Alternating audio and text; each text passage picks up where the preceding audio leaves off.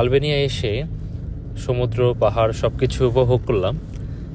আর এখন হচ্ছে খুবই আশ্চর্যজনক একটা বিষয়, এই যে পাহাড়গুলো এটা কিন্তু পুরাটাই পাথর দিয়ে তৈরি। আর এই পাথর কেটে দেখেন কি বিশাল একটা টানেল তৈরি করা হয়েছে। টানেলের মধ্যে আমরা মাত্র প্রবেশ করলাম।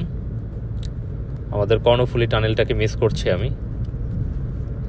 এই প্রথম আমার কোনো টানেলের মধ্যে দিয়ে যাওয়া, যেটা কিনা পাহাড়ের ভেতর দিয়ে গেল। এর আগে ইউকেতে আমরা বিভিন্ন টানেলের মধ্যে দিয়ে গেছি, ট্রেন বাস সবই গেছে, কিন্তু এরকম পাহাড়ের মধ্যে দিয়ে এত বড় পাহাড়ের কেটে যে টানেল তৈরি করা হয়েছে, এটা আসলেই ইঞ্জিনিয়ারিংয়ের একটা মাইলস্টোন বলা যায়।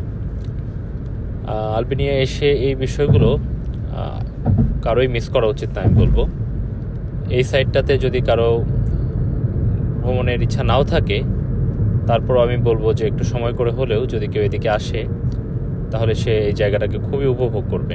পুরোটা রাস্তায় আমরা পাহাড়ের মধ্যে দিয়ে গেলাম, প্রায় 164 কিলোমিটার। ফ্লোর থেকে এখন আমরা যাচ্ছি সারান্দেতে।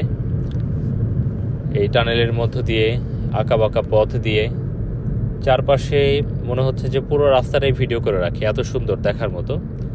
এই যে টানেলটা প্রায় শেষ, এখন আমরা টানেলের বাইরে যাচ্ছি। চারপাশে আবার সেই বিশাল পাহাড়।